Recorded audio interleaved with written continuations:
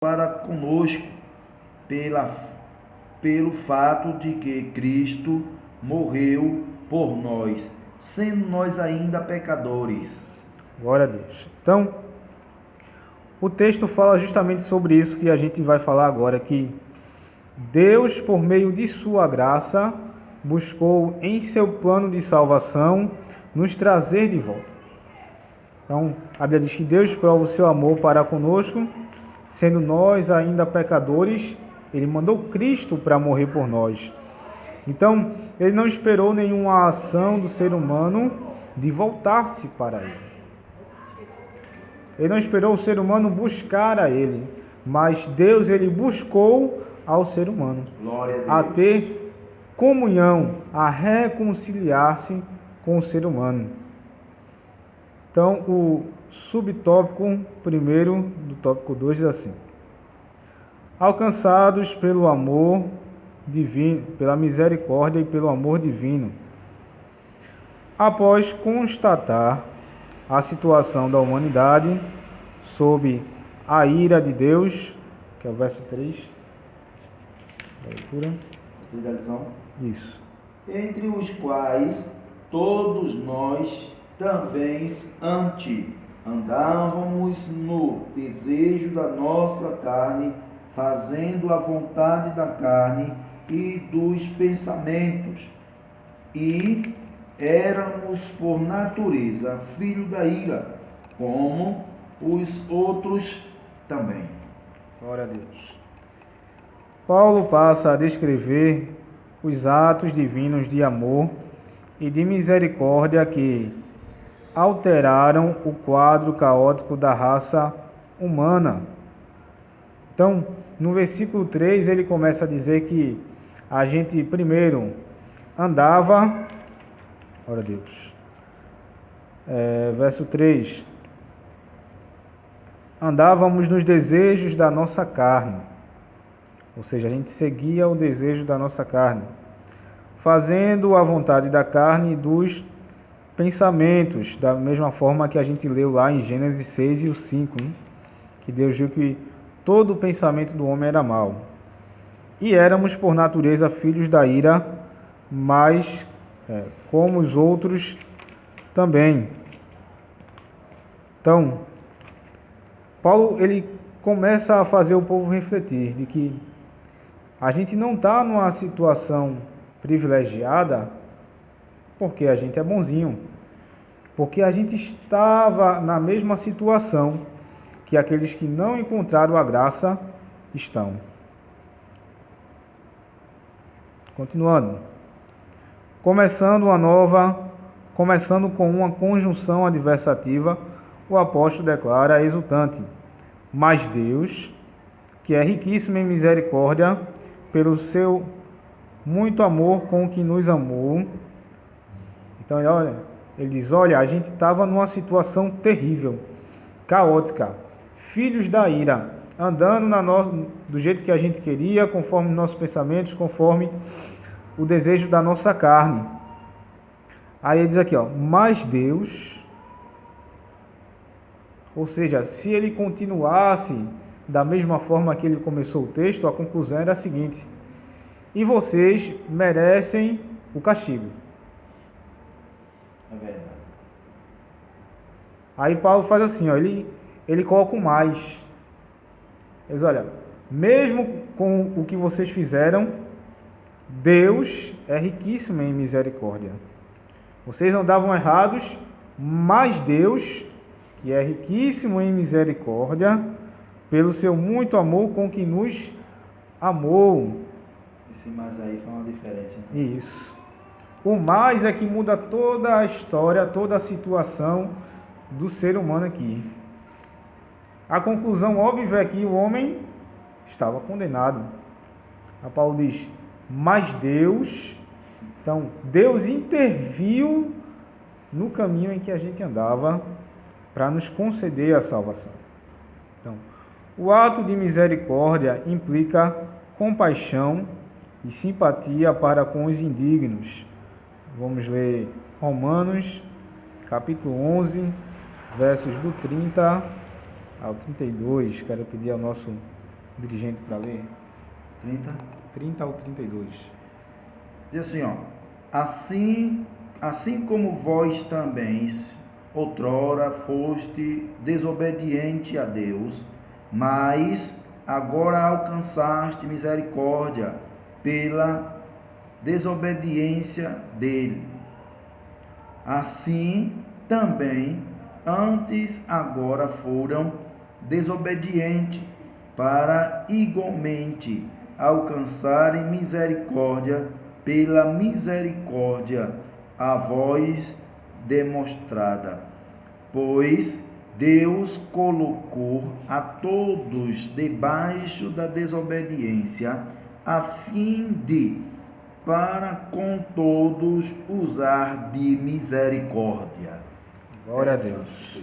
Então, Deus, você não usa de misericórdia com alguém que não merece a misericórdia, né? Ele está fazendo tudo certo, ele não precisa que alguém se compadeça dele, porque tudo na sua vida está certo.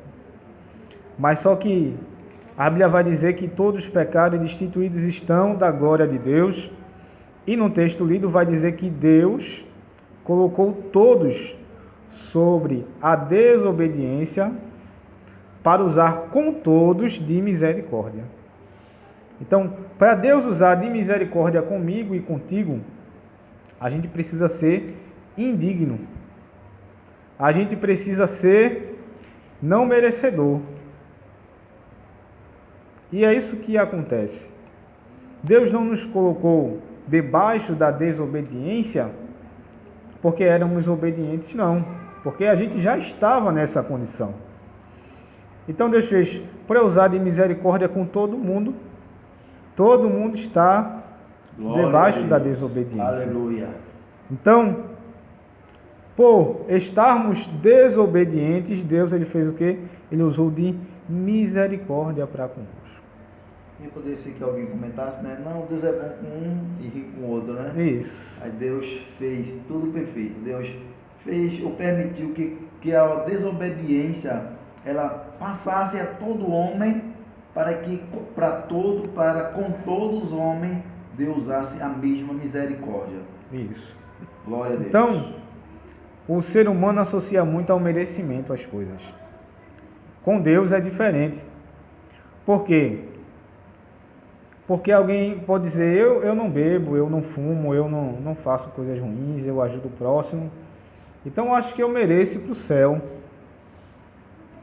E quando a gente vê alguém que é o pior matador que existe, Deus ele pode usar de misericórdia com ele também. Glória a Deus. E você que se acha digno, você não é digno, como nenhum de nós somos. E a Bíblia vai dizer o seguinte, que quem mais é perdoado, mais é grato. Então, quem recebe maior perdão, ou seja, aquele que é assassino, ou a prostituta, ou algo que desmoralize o ser humano, tire a moral do ser humano. Deus diz, olha, eu vou usar de misericórdia contigo. Por quê? Porque eu te amo. Por quê? Porque Deus prova o seu amor para conosco, que mandou seu Filho para morrer por nós, sendo nós ainda pecadores. Ou seja, Deus ele nem espera o ser humano ter uma ação de se voltar para Ele. Não. Deus ele vai atrás para usar a sua misericórdia sobre nós. Então, continuando aqui, a carta aos Efésios ensina aqui, ao prover para a humanidade um meio de escape da merecida ira, está no capítulo 1, verso 7 de Efésios, Deus não se mostra apenas misericordioso, mas abundante em misericórdia. Efésios 1 e 7. Diz a seguinte expressão, nele temos a redenção pelo seu sangue, a remissão dos pecados, segundo as riquezas da sua graça. Glória a Deus. Então, Deus ele é abundante em misericórdia e segundo a sua riqueza ele nos deu a redenção. O que é a redenção? A redenção era o resgate por um preço. Para redimir alguém era pago um preço. Então, Deus mesmo pagou o preço por nós. E é por isso que ele é rico em misericórdia. Então, e essa riquíssima misericórdia procede do seu muito amor com que nos amou. A Bíblia enfatiza que foi a magnitude desse amor que motivou a nossa salvação.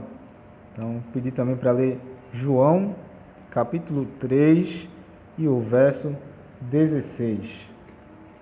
João 3 e 16.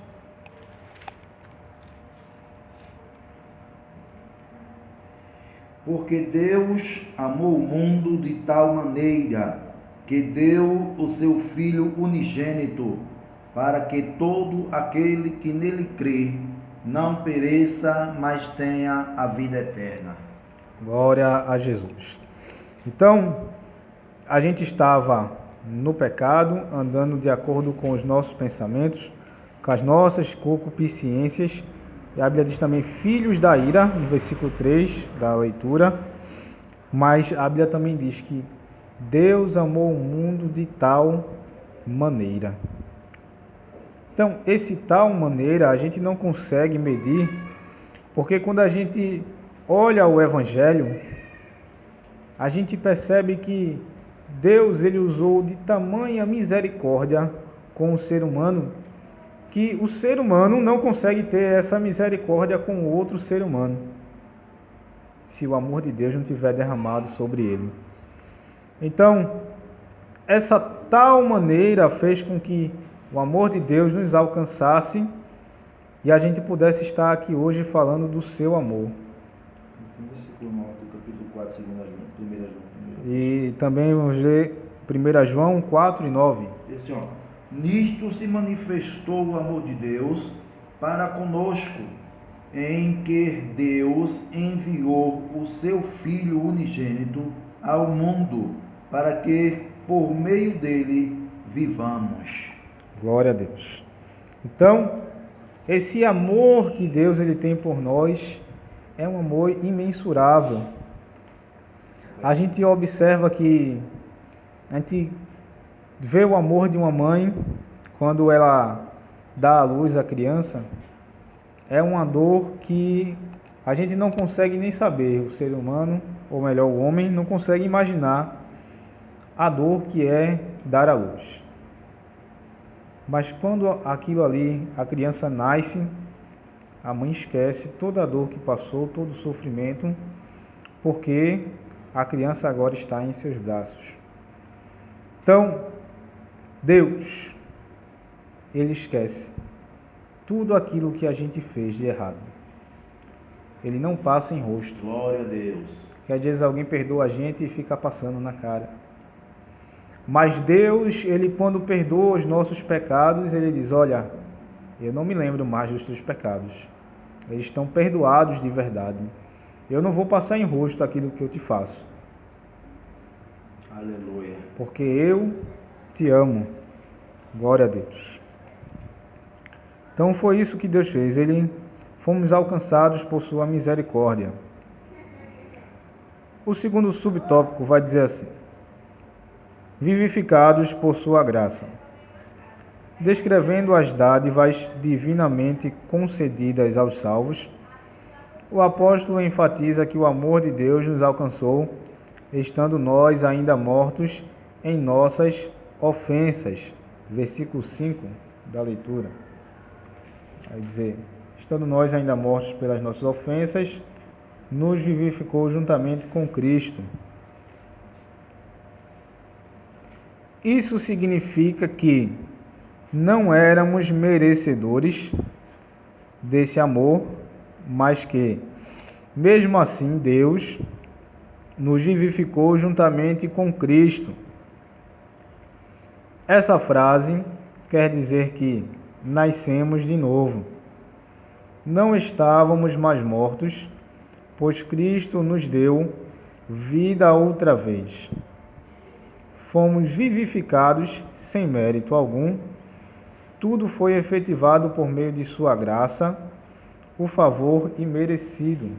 Vamos ler na leitura versos 8 e 9.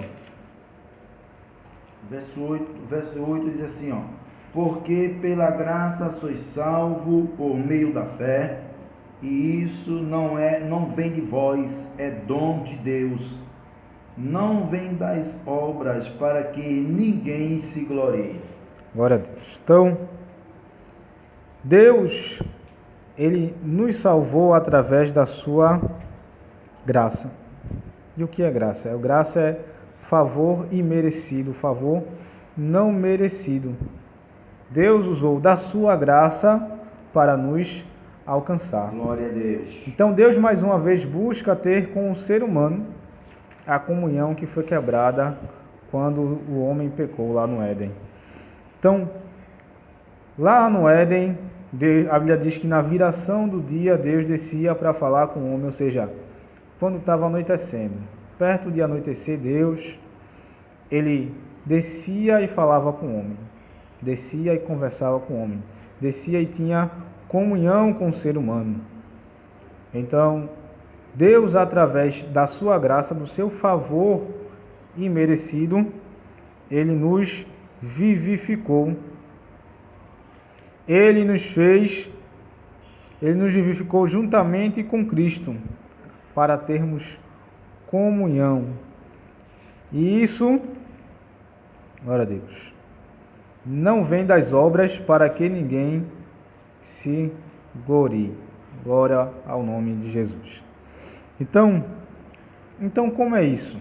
A gente vai ver mais na frente essa questão da salvação pela fé e não pelas obras. Aí você me pergunta, mas irmão, o senhor falou que andava antes errado e hoje Deus ele nos salvou. Mas foi para viver do mesmo jeito? Né? Já que a obra ela não salva, foi para viver do mesmo jeito? De maneira alguma. Então, a graça nos faz, por meio daquilo que Deus fez por nós, ter uma atitude diferente. Como já disse aqui mais é perdoado, mais é grato. Então, essa gratidão pela salvação concedida sem termos mérito deve ser transformada em boas obras. Isso aí a gente vai explanar mais na frente. E o terceiro subtópico, para a gente terminar o segundo tópico, exaltados por sua graça. O apóstolo dos gentios ainda destaca que o poder de Deus nos ressuscitou juntamente com ele e nos fez assentar nos lugares celestiais com Cristo. Está no versículo 6 da leitura. Observe que a palavra juntamente indica que Deus concede ao homem os mesmos benefícios alcançados por Cristo: a ressurreição, a vida eterna e o galardão nos céus. A gente vai ler 1 Coríntios, capítulo 15, versos do 3 ao 8, depois versos do 20 ao 25. 15, do 3 ao 8. Capítulo 15, versículo 3 diz assim, ó: antes de tudo, vos entreguei o que também recebi, que Cristo morreu por nossos pecados, segundo as Escrituras, foi sepultado e ressurgiu ao terceiro dia, segundo as Escrituras. Em seguida foi visto por Cefas e depois pelos 12. Depois foi visto uma vez por mais de 500 irmãos, dos quais vive ainda a maior parte, mas alguns já morreram. Depois foi visto por Tiago, depois por todos os apóstolos, e por último de todos os apareceu também a mim, como a um que nasceu fora do tempo. Isso. e o versículos 20 ao 25. 20 ao 25. Versículo 20 diz assim, ó: se de fato, porém, Cristo ressuscitou dentre os mortos e foi feito as primícias dos que dormem, depois, assim como a morte veio por um homem, também a ressurreição dos mortos veio por um homem. Assim, pois, assim como todos morrem em Adão, assim também todos serão revivificados em Cristo. Cada um, porém, por sua ordem. Cristo o primeiro, depois os que são de Cristo na sua vinda. Então virá o fim, quando tiver entregado o reino a Deus e o Pai, e quando houver destruído todo o domínio, toda a autoridade e todo o poder, pois convém que ele reine até que haja posto a todos os inimigos debaixo de seus pés. Glória a Deus. Então, Cristo, ele concedeu, Cristo quando morreu e ressuscitou, ele ganhou do Pai alguns benefícios, que foi a ressurreição, a vida eterna e o galardão no céu. Esses benefícios que Cristo conseguiu, que ele conquistou, Deus ele compartilha conosco, que é a ressurreição, onde a Bíblia vai dizer que Cristo é a primícia dos que dormem, ou seja, Cristo foi o primeiro a ressuscitar e não morrer mais. Então, na Bíblia vai ter algumas situações em que Deus ele ressuscitou alguns homens, mas só que eles ressuscitaram e voltaram a morrer. Mas só que Cristo ele é a primícia dos que dormem, porque ele morreu, ressuscitou e está à direita do Pai. Ele não morre mais, como os outros que o antecederam, ressuscitaram e morreram. Então, a vida eterna com Cristo e o galardão nos céus. Então, Cristo, ele nos concedeu, Deus nos concedeu juntamente com Cristo essas bênçãos. A ressurreição, porque se esse nosso corpo tombar, glória a Deus, a Bíblia vai nos prometer, Deus vai nos prometer através da Bíblia que ressuscitaremos e seremos transformados. Glória a Deus. Então, o povo em Coríntio, ele não acreditava na ressurreição. Eles pregavam que Cristo ressuscitou dos mortos, mas Paulo questiona: se vocês não acreditam que Cristo ressuscitou, como é que vocês podem pregar que Cristo ressuscitou, se vocês não acreditam na ressurreição? Ele diz: olha, depois dessa vida aqui tem outra. E se a gente espera Cristo só nessa vida, somos os mais miseráveis dos homens. Por quê? Porque não existe esperança para nós se Cristo não ressuscitou. E se Cristo não ressuscitou, comemos e bebemos, porque amanhã morreremos. Mas Paulo diz assim: olha, vocês são loucos, vocês são nécios. Por quê? Porque Cristo ressuscitou e nos prometeu também ressuscitar a vida eterna e o galardão nos céus. Glória a Deus. Assim, ao conceder tais bênçãos aos homens, Deus mostrou as abundantes riquezas de sua graça. Deste modo, confirmamos que a salvação e seus privilégios são conferidos pela imensurável graça de Deus, o favor divino imerecido.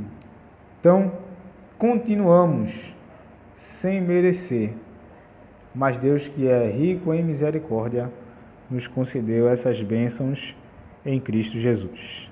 Amém? A gente vai para o terceiro tópico. Então, graças a Deus que uma boa palavra, né? Uma explicação sólida com respeito à graça de Deus, né? Por onde é que veio a graça de Deus? Então, aqui você já observou que a graça de Deus, o comentarista ainda diz que a salvação pela graça, mediante a fé, crer no Filho de Deus, leva à vida eterna. De forma que o crer aqui, professor Atos, é um ato de tomar por verdadeiro acreditar, né? Porque não adianta o ser humano, como a gente já tem visto, né?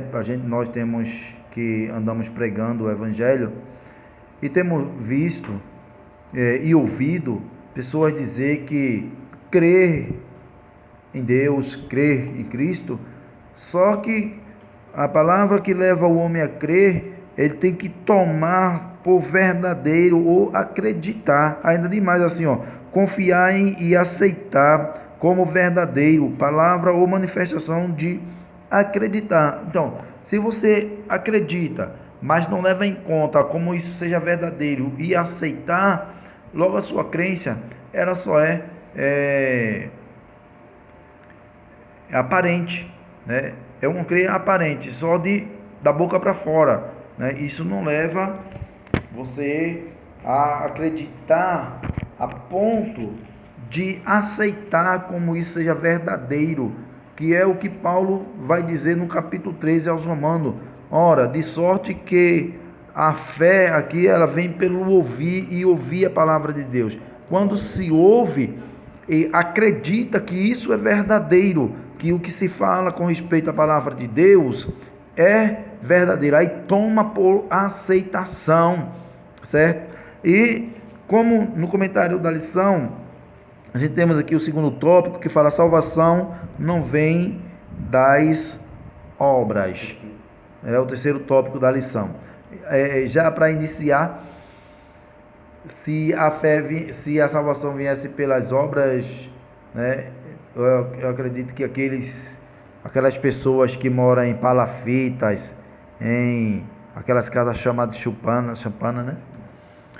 Estaria casa de taipa, né? Aquelas chupanazinhas, aquelas casas que ninguém dá nada por ela, né? E traz aquilo como humildade, né, das pessoas, que é essa condição de vida, né? E enquanto uma pessoa daquela não teria condições nenhuma de dar uma grande oferta, um dízimo na casa do Senhor, né? E outras pessoas que teriam faz tanto, né? Agora mesmo, nesse período que estamos vivendo, mais uma vez repito, que tantas manifestações das pessoas, né, com solidariedade para aquelas pessoas que não têm nada o que comer, isso é muito louvável, diante de Deus também. Quero lhe dizer que isso é louvável diante de Deus, viu? Agora, a Bíblia ela é recheada de texto e contexto que vai indicar que isso não vai salvar ninguém, né? Por exemplo, no capítulo 10, né, até o versículo 11 de Atos dos Apóstolos, do livro de Atos dos Apóstolos, vai dizer que existia lá um centurião chamado de Cornélio, e a Bíblia vai dizer que ele dava esmola, certo? Ele era homem justo, reto, certo? Mas isso, a Bíblia diz que Deus envia um anjo e diz essas qualidades diretamente a Cornélio: Cornélio, varão, o Senhor tem te assistido, as tuas esmolas, o que tu tem feito, Deus tem visto, tem contemplado, mas porém te falta uma coisa. E ele perguntou o que é. Aí manda chamar Pedro lá em Jope, que ele te dirá. Então ele enviou lá os mensageiros, trouxe Pedro para lhe anunciar o que era que ele deveria fazer para alcançar a salvação. E Pedro disse: crê no Senhor Jesus Cristo e será salvo, tu e tua casa. Então era o que faltava nele, né? Hoje as manifestações, elas são muito bonitas. Eu acho bonito diante de Deus. Também quero dizer para você que você deve continuar, mas quero lhe dizer que para a salvação, meu querido, você precisa de Jesus Cristo, certo? De Jesus. Jesus foi o único meio. A Bíblia vai dizer que Jesus é a única ponte, né? Não explicitamente vai usar essa palavra como ponte, mas eu quero fazer um grifo nosso aqui, que Jesus é uma ponte que liga o homem a Deus, certo?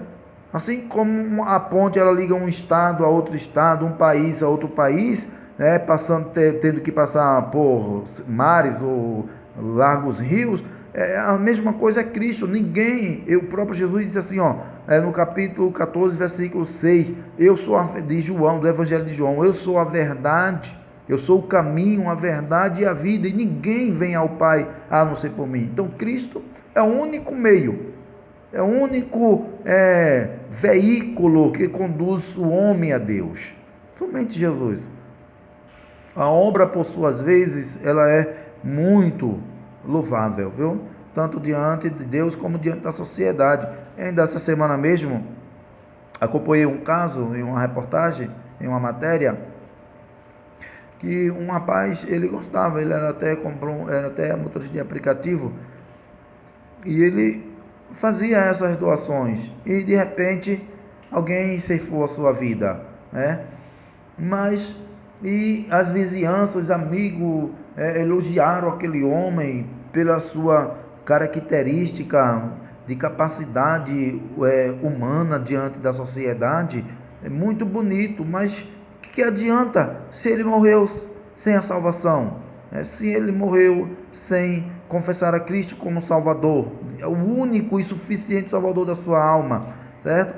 A prática dessas manifestações de obra, ela é muito boa, muito bonita e importante até, tanto para a sociedade, para quem pratica, quem vai se sentir bem, mas para a salvação é necessário que confesse a Cristo para ser regenerado dos seus pecados, da mente pecaminosa. Aí no primeiro, aqui já dando a introdução do terceiro tópico, que é a salvação não vem da obra, em Efésios capítulo 8, capítulo 2, versículo 8 ao 10, que é o que está na leitura da lição, que vai dizer a seguinte expressão assim, aqui, porque pela graça sois salvo por meio da fé, isso não vem de vós, é dom de Deus. Versículo 9 diz assim, não vem da obra para que ninguém se glorie. Porque que adianta, uma certa vez Jesus está diante do templo e entra uma viúva, entra os ricos e depositaram grande quantidade de moeda na época, aos pés do sacerdote, na época, e entra uma viúva e Jesus contempla a ofertinha daquela viúva, ela vai lá e coloca apenas o que ela tinha, era uma moedinha, que era intitulado como um dízimo, uma gratidão pelo que Deus tem feito na sua vida. E Jesus se dirige aos discípulos e pergunta para eles, quem ofertou mais para vocês? Foi essa viúva ou aqueles que depositaram saco de dinheiro? E todo mundo viraram para aqueles homens que depositavam muitas moedas lá. Jesus, ao contrário, Jesus olha para a oferta daquela viúva, uma única que ele tinha, ela depositou na casa do Senhor como ato de fé. Então, isso aqui, Jesus diz assim, porque ela depositou o que tinha, todo o seu tesouro, todo o tesouro dela era aquilo que ela tinha. Então, a salvação, meu amado, ela vem, é necessário que o homem contribua com a obra de Deus, é necessário que alguém contribua, coopere com a sociedade, principalmente em estado calamitoso, que é o que estamos passando, um estado de calamidade terrível, mas a salvação, para isso ser aprovado diante de Deus, como um justo, que você está praticando uma justiça na sociedade, isso é aprovado diante de Deus legalmente, mas o que Deus quer de você é o arrependimento, é a confissão, é o reconhecimento do que você é, o reconhecimento do sofrimento de Cristo na cruz do Calvário. Eu diz a seguinte expressão aqui na introdução do terceiro tópico, em Efésios, que a gente lê, Paulo revela que a salvação não depende das obras humanas, porque pela graça sois salvo por meio da fé. Entenda uma coisa, já imaginou se isso trouxesse salvação para a vida do homem? Então, qual era a finalidade de Cristo ter sido torturado, passado por aquele sofrimento terrível, por fim conduzir a cruz já flagelado, todo de um jeito que desfigurado, quem olhava para ele não reconhecia. E qual era a finalidade dele ter morrido, passado por tudo aquilo, morrer, ressuscitar? Qual era a finalidade de Jesus, se a tua obra se salvasse? Logo, essa obra de Cristo seria em vão, pois não era necessário isso. Só que ao contrário, para os céus, para o reino do céu, o homem tem que acreditar, crer. O crer aqui é tomar por aceitação, certo? Reconhecer isso aqui. Ou por outra, você pode fazer as suas obras aí, obras sociais, mas porém, ela vai ficar só entre, amigo. Que quando aconteceu isso, todo mundo elogiou a atitude daquele rapaz, da reportagem da matéria que eu acabei de falar para você. Todo mundo elogiava, um cara bom, uma pessoa carismática, tinha essa índole, mas porém lhe faltou uma coisa para que a sua obra viesse trazer recompensa futura como galardão nos céus. Deveria ter aceitado a Cristo, que é o que todos nós fazemos. Primeiro ponto é assim, graça como meio de salvação. A salvação inclui a libertação. Então, a salvação, meu amado, ela é necessária. A morte de Cristo foi necessária, suficiente para o homem pecador alcançar a salvação. Então, a gente observa aí que no capítulo 1, versículo 1 ao 7, o que Paulo está afirmando aqui, o que Paulo está afirmando é a verdade, No versículo 1 ele diz assim, e vos vivificou estando vós morto em ofensas e pecado. Então, a salvação de Cristo, a morte de Cristo, ela trouxe essa finalidade aqui. A gente era esse participante aqui, a gente era morto. Ezequiel vai dizer lá no capítulo 20, versículo 18, versículo 1 em diante, a Bíblia vai dizer, Deus dizendo assim, toda a alma é minha, a alma do Pai como a alma do Filho, mas a alma que pecar, essa morrerá. Então a gente vivia nessa prática, a gente vivia nessas condições de vida, morto, a morte moral e morte espiritual, certo? A gente estava enquadrado nesse grupo, mas após a credibilidade, após a reflexão de vida, reconhecer que Cristo veio para salvar, reconhecendo que nós estávamos nessas condições de vida, o que é que fizemos? Ora, reconhecemos, passamos a crer que aqui, vou repetir mais uma vez, o crer aqui tomou e aceitou como verdadeiro e após isso praticar a palavra de Deus, certo? Então a salvação ela vem por isso aqui. Assim, a palavra graça é a tradução do grego, que é charis, que significa favor imerecido, que é o que nosso professor, ele já falou, Romanos capítulo 3, versículo de número 24, nosso professor, ele vai ler em nome de Jesus. Diz assim: sendo justificados gratuitamente pela graça, pela redenção que há em Cristo Jesus. Então, a gente cita essa referência aqui, porque isso aqui são as bases que nós temos na Bíblia para mostrar que é essa condição da gente, Ele mostra que a iniciativa para tornar possível a salvação veio da parte de Deus e por meio da graça que Deus ativa o livre-arbítrio e capacita o pecador para que responda com fé ao chamado do Evangelho. Romanos capítulo 11, versículo 6. Por favor. Mas se é por graça, já não é pelas obras. De outra maneira, a graça já não é graça. Tá certo? Então entenda que se fosse de outra forma, a graça é como eu falei, como a graça é um favor imerecido, ou ela veio por meio de Cristo, certo? Logo, se a obra ela pudesse salvar, a graça já não era graça, entende? A graça já não era graça. Então, a graça ela tem as suas funções favorável ao homem diante de Deus. A graça ela tem essa função e finalidade, que é alcançar o homem que já vivia em delitos e pecado, e uma vez alcançado pela graça, alcançaria a salvação, entende? Mas por meio do sofrimento de Cristo. Tudo isso veio por meio do sofrimento de Cristo. Aí assim, ainda o comentarista comentando, ele diz assim: todavia, ainda assim, o ser humano é livre para escolher entre dois caminhos, salvação e perdição.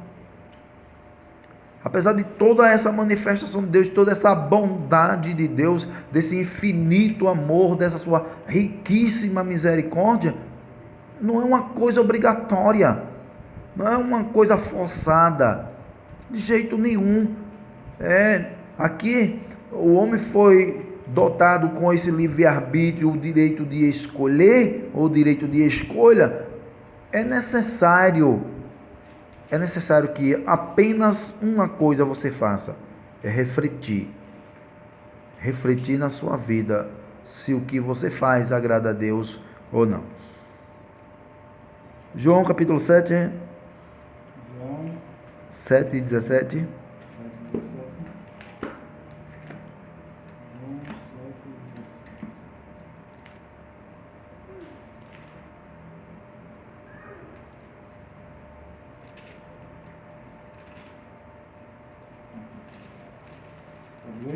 Pode sim. Se alguém quiser fazer a vontade dele, pela mesma doutrina, conhecerá se ela é de Deus ou se eu falo de mim mesmo. Então observa que, claro que a gente encontramos, os opositores da palavra de Deus, mas aquele que crê, a Bíblia diz que será salvo, bem? Aquele que crê, aqui é tomar por verdadeiro ou por aceitação, será salvo, amém, meu querido? E as obras do mal não lhe acompanhará. Ela diz assim, a fé deve ser considerada como a aceitação da obra realizada por Cristo em nosso favor. Ele é a resposta à graça de Deus, através da qual recebemos a salvação. Amém? Glória a Deus. Temos aqui ainda a obra como evidência da salvação. Nosso professor ele comenta e a gente faz o encerramento. Então, para concluir o subtópico que o nosso dirigente leu, quero ler aqui em Deuteronômio, capítulo 30, verso 19. Vai falar sobre o livre-arbítrio. Então, mesmo a gente falando sobre graça, sobre favor imerecido, sobre misericórdia, sobre salvação, Deus ele não eliminou o livre-arbítrio do ser humano. Isso. Aí o capítulo 30, verso 19 diz assim, de Deuteronômio: os céus e a terra tomo hoje por testemunhas contra ti, que te tenho proposto a vida e a morte, a bênção e a maldição. Escolhe, pois, a vida, para que vivas tu e tua semente. Amém? 30, 19.